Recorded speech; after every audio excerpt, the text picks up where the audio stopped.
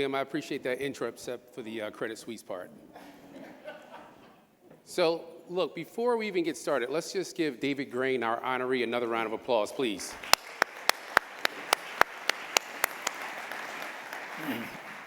And I'll share this with you in all humility. I've had the opportunity to hear David Grain speak several times, to hear some of his story. After every time I hear him speak, I go to work a little earlier, I stay a little later, I work harder.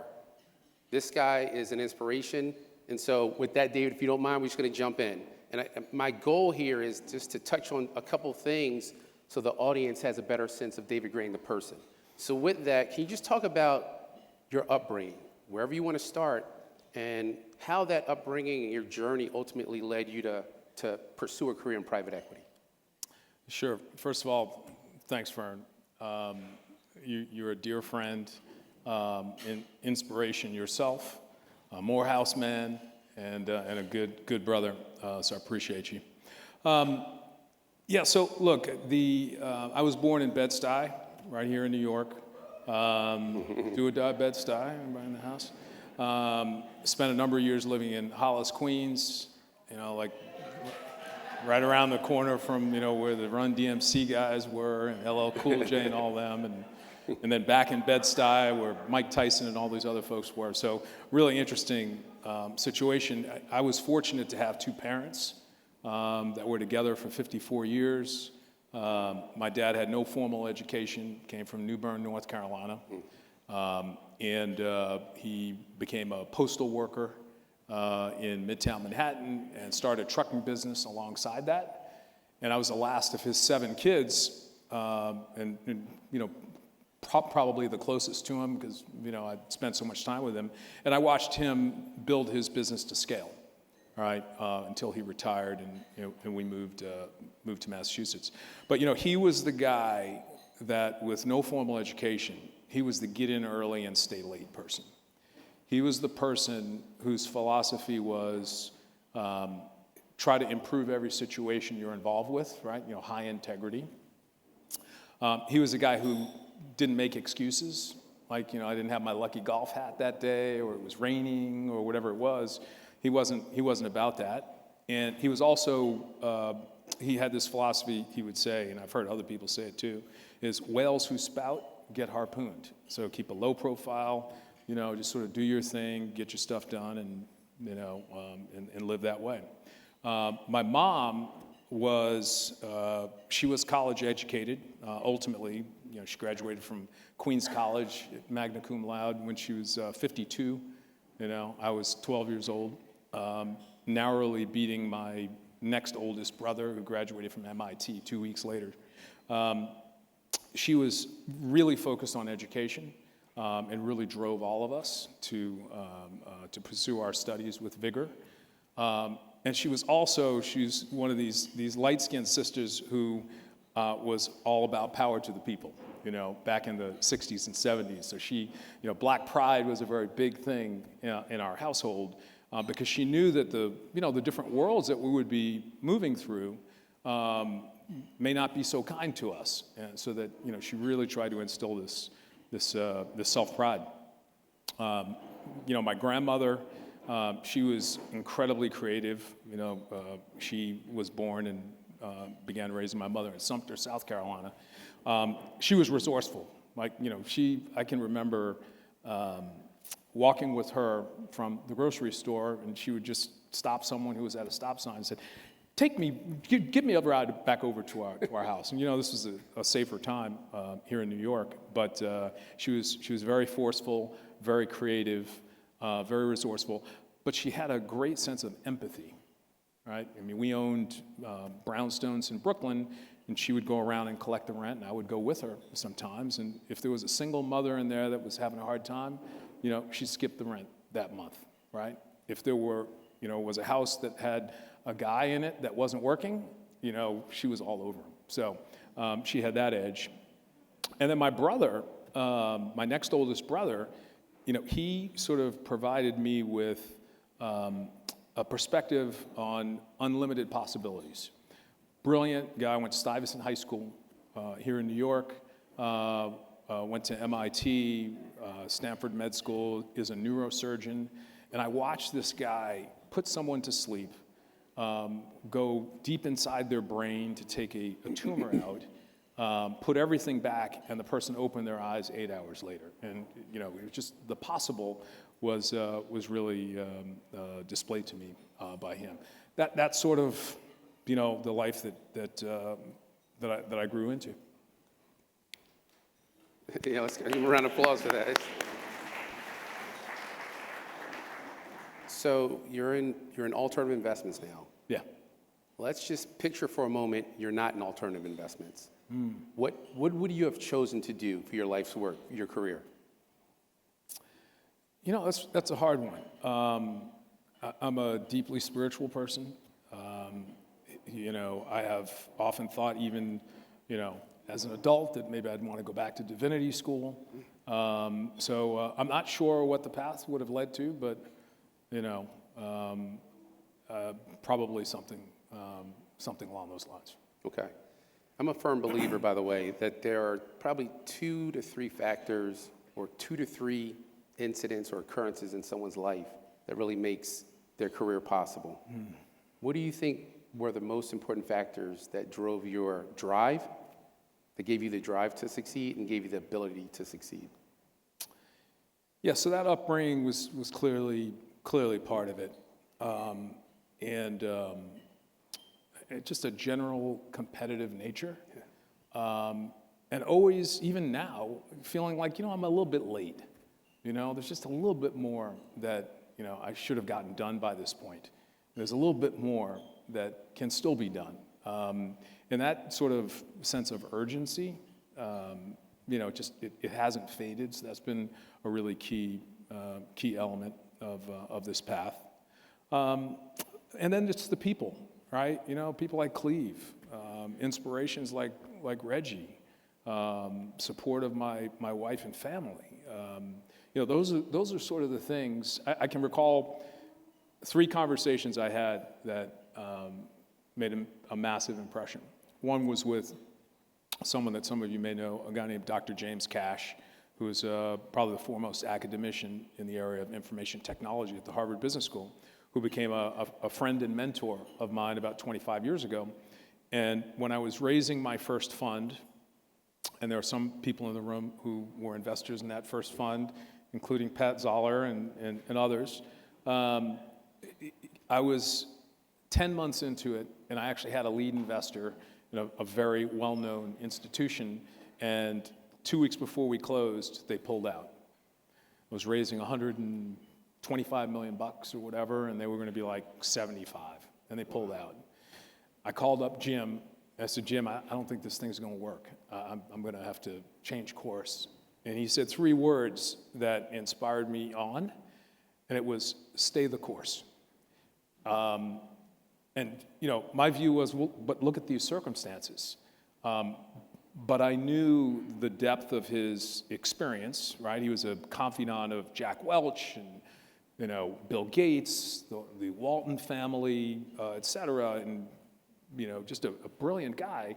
If he actually believed that I could do this, with all the experience that he had, then I must be able to do this. So 10 more months, replaced, one academic institution with another, had Duke University supporting me along the way, and 10 months later, after, almost 200 one-on-one meetings to get 5 yeses and 3 to actually cross the finish line, was able to raise my first fund. Wow. So, stay the course, don't quit. Stay the course. Other ones were, there were two more. One was a conversation I had after doing a pretty successful turnaround that was, great for me personally, great for the investors, et cetera. And, like a dog with the slippers, I went to one of my other mentors, Dr. David Thomas, who's the president of Morehouse College, and, said, hey, this is what I've done, and, et cetera. And he's like, David, that's really good. I mean, that's success, yeah, but it's not significance. Right? Significance is doing things like, what Lloyd Trotter did in creating the African American Forum at General Electric, or what many other people have done to have an impact a greater number of people. So that was a telling moment for me, and that was, gosh, 20 years ago. And then the third one was with Bill Kennard, right, who at the time, I want to say he was at Carlisle at that point. He had been the chairman of the FCC, and a dear friend, a neighbor of my father-in-law. And I got together with him around that same time. And I said, yeah, so now I'm thinking about what to do next. And he's like, well, you have done some things, but the truth of the matter is you're not an expert at anything. You need to focus on being an expert at something. And of course, I'm blown away. I've done this great deal, made a little bit of money. Other people did really well. I was feeling pretty good. And it created this level of humility that you just can't stop. You got to keep going. So You talked about being an expert in something. It's a great segue. I mean, when you're obviously here at the Alternative Investments Conference, and that entails a lot.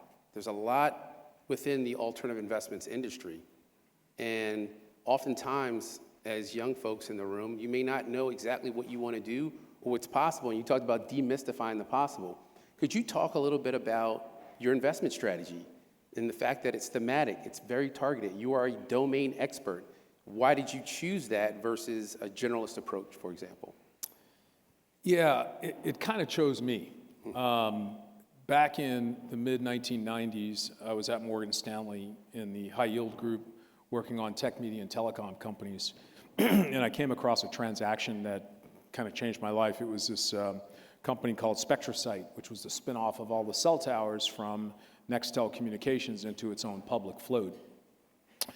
And Mike Milken used to say, if you really want to understand how these businesses work and how people make money, you have to read these prospectuses cover to cover.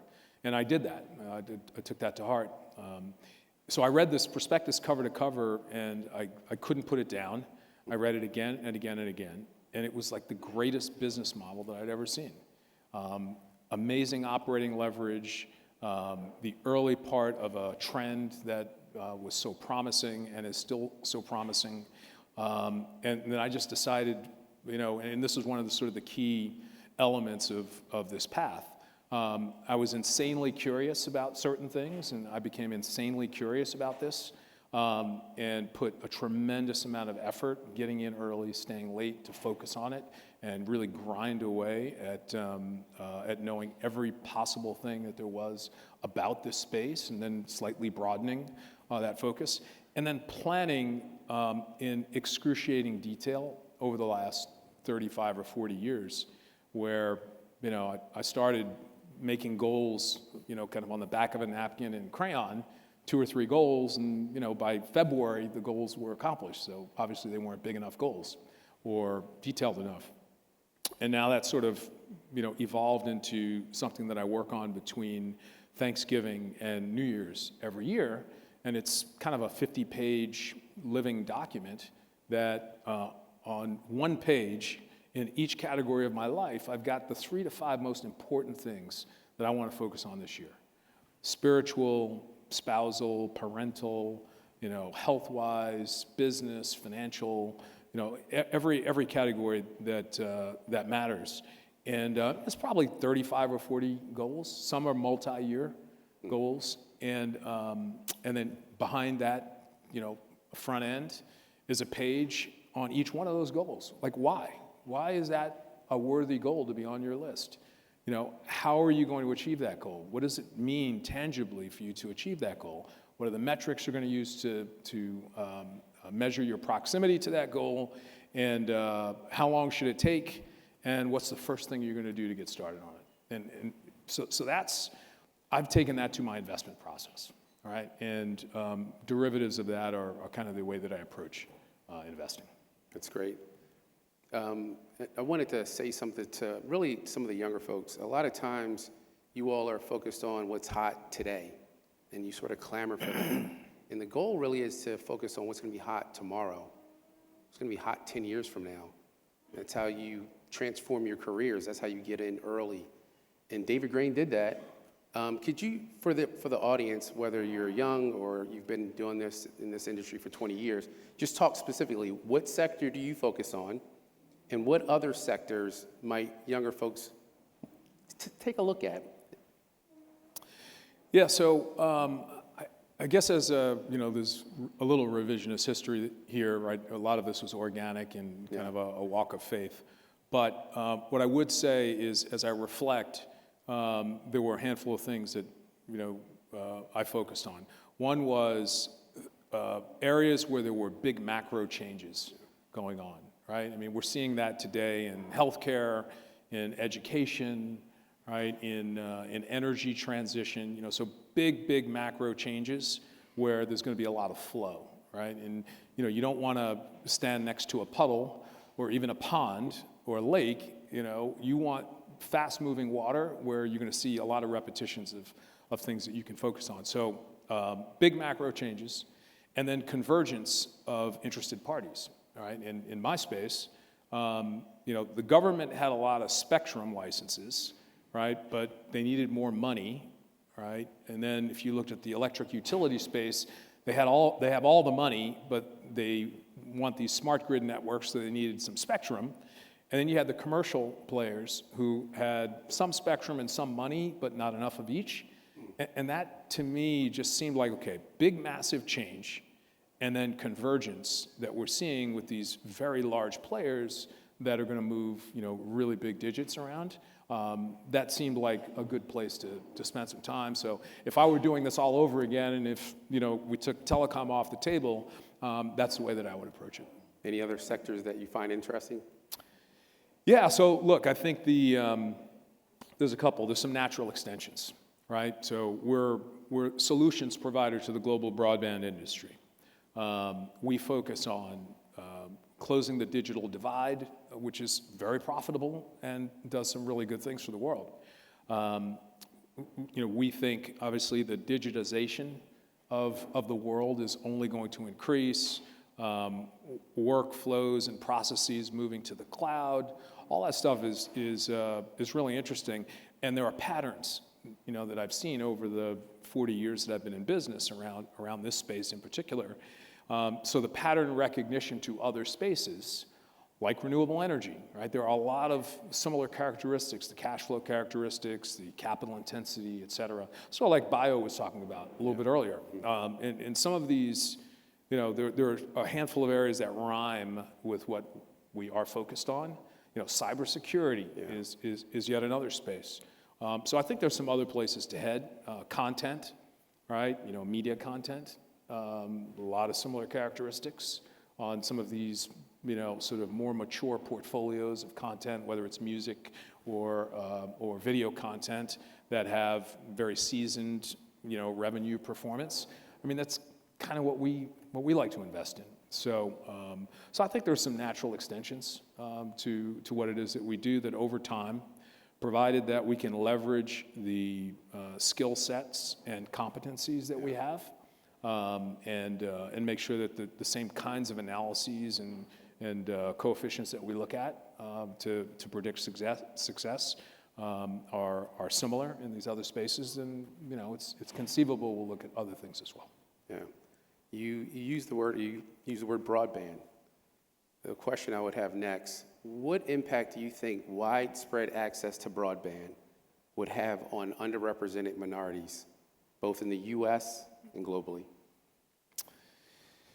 Well, let's talk about the impact not having it has, right? And the pandemic was a perfect example where, we were all forced to work from home, learn from home, determine our health outcomes and other life outcomes from home. And if you had, poor service, you were at a massive disadvantage to the major metropolitan areas in affluent communities where those kids had no problem getting, as much as 1 gig speed to do their homework, right? You had people in the Midwest and in underprivileged communities that had to drive or walk to the closest public library and sit outside in the cold just so they could get a Wi-Fi connection so their kids could do their homework. So, the broadband is an economic driver like nothing else that I've seen in my lifetime. And, I'm not just talking my own book. I mean, I genuinely believe this. But the lack of having that access, the probability of you being successful in life outcomes is diminished, I think, greatly.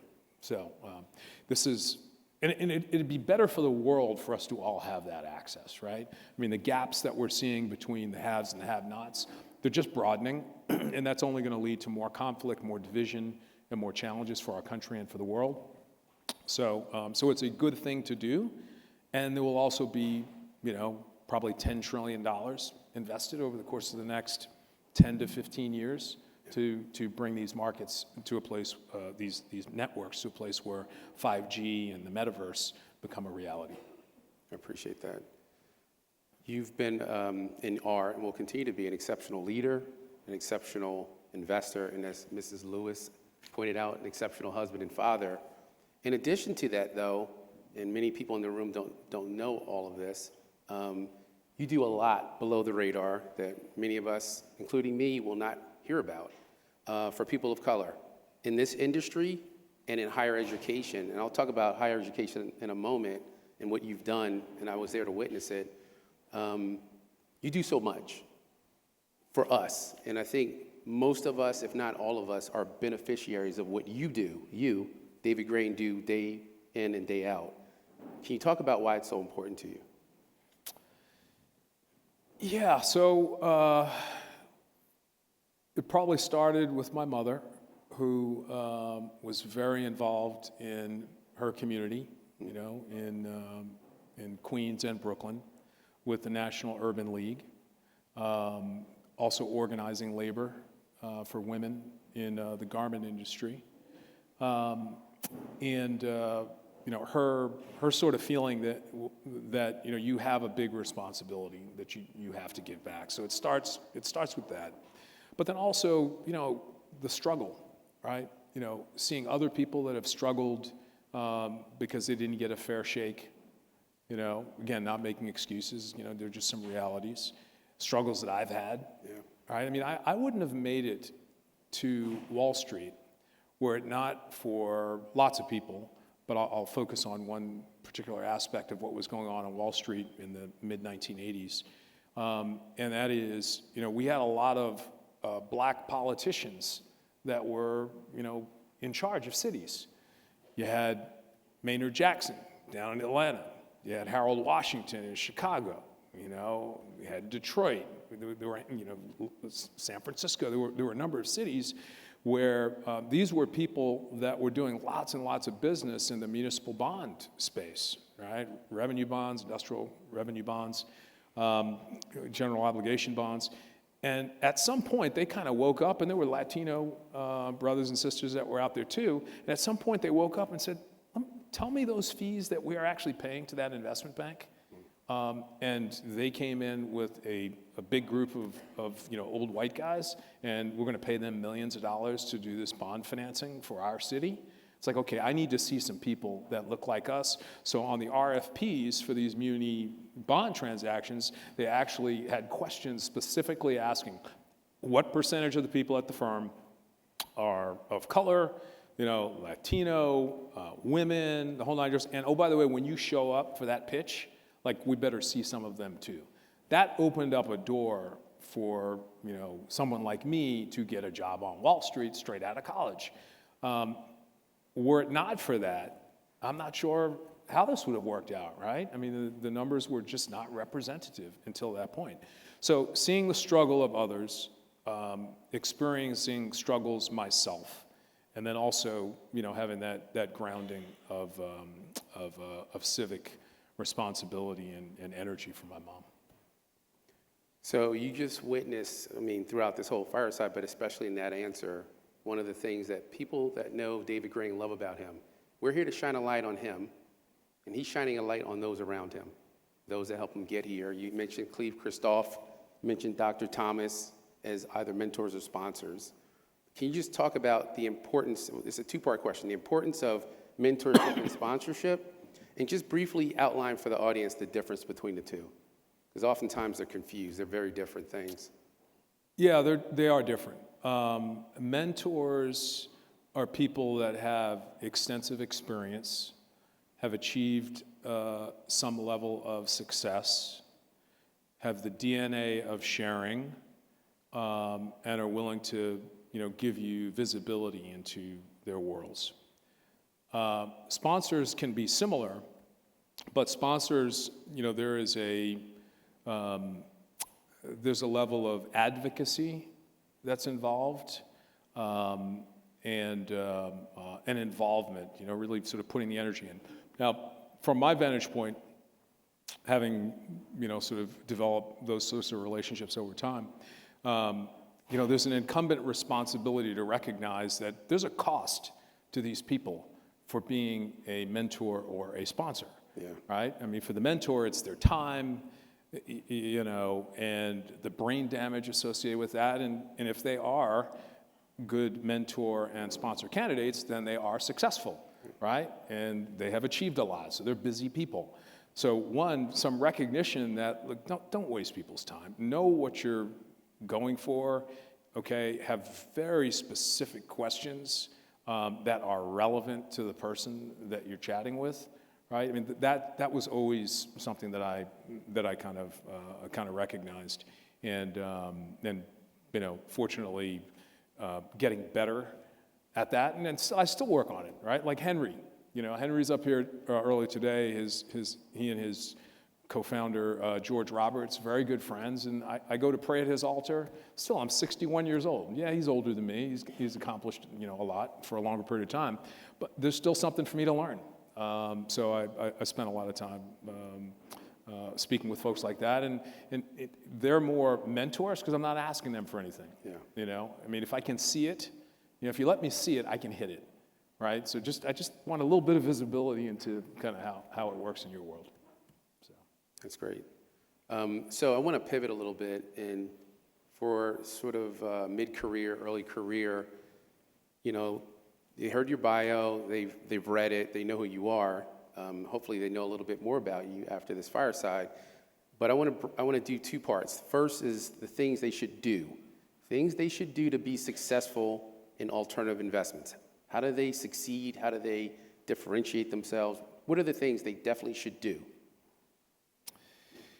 Yeah, so the energy level is, there's just no substitute, right? I mean, I've had sort of, I would say, three kind of phases to my career. The first was my get in early and stay late phase, where I just got a lot of leverage out of working harder, right? I would figure out how many more years of productivity I would have if I got in 2 hours earlier than the other guys on the trading desk, for the next 5 or 10 years, right? And was I prepared to do that? Or if I stayed a little bit later, right? But of course, at some point you need sleep, you need food, you need enjoyment, so there was a limit that sort of leveled off. And then it was tools, all right? And looking for tools. Now back then, as I was coming along, it was buying publications and things that I could read to enrich me, developing some of those relationships to help me refocus how I was spending my time. And then after a while, even that leveled off in terms of the opportunity set. So then it was more patience, right? Just waiting for my opportunity, waiting for my pitch, and having, again, using more of a compass than a map to just sort of, follow your instincts to kind of know, when it was go time. So if I were providing any advice, it would be, look, there's no substitute for hard work, right? One. Two is, really being both curious, intensely curious, and very energetic about figuring out what tools might help me accomplish things a bit more efficiently. And then also being patient, and kind of recognizing if it's really hard and it's not working, it's probably the wrong thing or it's the wrong time. So just chill, right? And be a little bit more observant to your surroundings. Here's a second question on this topic, which I think definitely want everyone to listen to. What are the definitely do nots? Most important. It's really, you may have missed the answer to that first one. I don't think you did, but don't miss this one. Definitely do not. That's a do not. Yeah, look, everything for me starts with values. And at Grain Management, we have something we call art of the fourth power. We do the right things for the right reasons in the right way at the right time. Right? If you do that, you're going to be just fine. So the first thing do not take shortcuts, right? If shortcuts, they don't exist, right? It always leads to some consequences if it's a shortcut. And if it looks too good to be true, it probably is, right? So just be careful of that. So that's the first thing. And look, just the honesty and transparency, in this world that we live in now with lots of doublespeak and selective facts and all this stuff, you can talk people into a lot of things. But the question is that really the right thing? And are you being authentic, sincere, and genuine about what it is that you're pitching or trying to talk them into? Or is it really, just kind of a matter of time before, the jig is up? So no shortcuts. Be as transparent and honest as you can. Not doing that, taking shortcuts, bad, right? Not being honest, bad, right?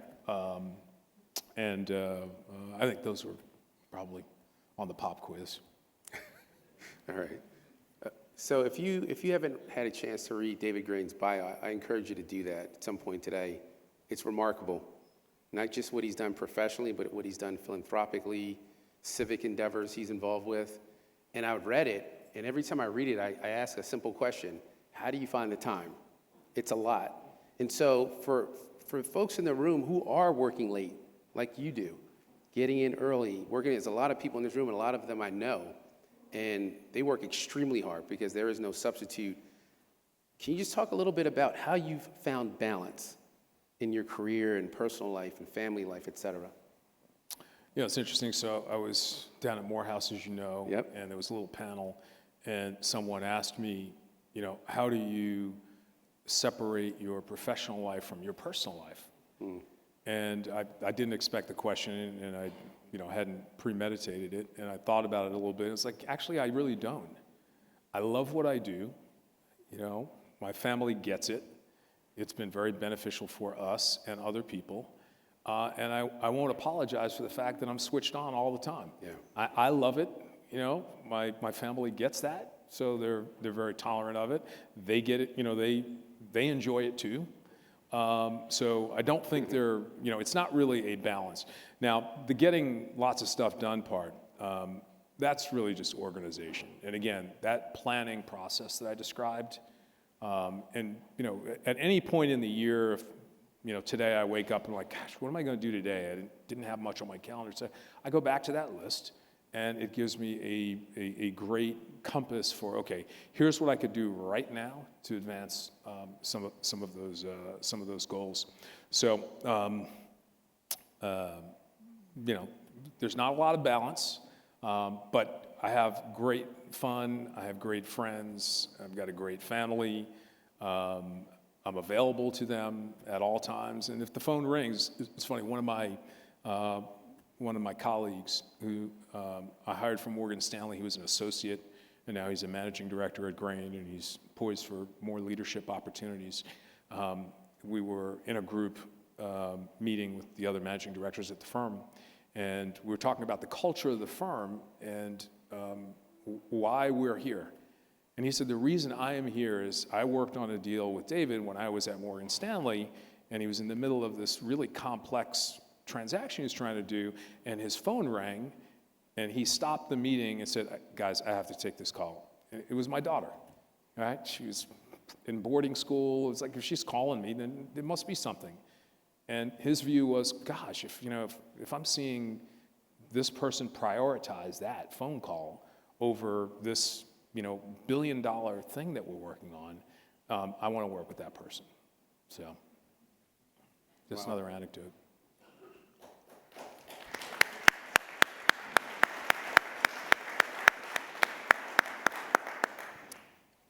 You talked about a piece of advice you once got, stay the course. For the folks in the room, regardless of seniority, where you are in your career, what is the best piece of advice you've ever received that you could relay to this audience?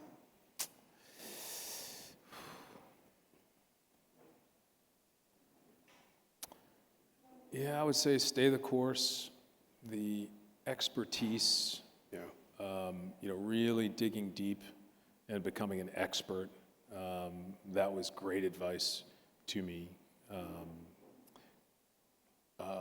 And not walking the line too closely, you know, leaving myself some margin. Right? I mean, you know, starting something. I started my firm, and it was probably 6 years before I could pay myself, right? So it was a really long runway. It took 2 or 3 times as long to raise, you know, a third as much, or even a quarter as much as I tried to raise, right? So if I had sort of planned for reaching escape velocity within a year or 24 months, I was toast, right? So one piece of advice, and it's all tied together, right, to that patience thing. Just be sure you're ready if you're going to venture off and do something. Be sure you've got plenty of runway, plenty of resources, plenty of support around you, because it's really hard. And I think if I did the analysis before I started this business, and I knew exactly what path it was going to go, I probably wouldn't have done it. Right? So it was a little bit of crazy inspiration. And fortunately, my timing was pretty good, where I had a pretty long runway and, you know, had the flexibility to withstand some of those challenges. Okay. And here's the last question, and after that, I'll say a few words about David. But last question.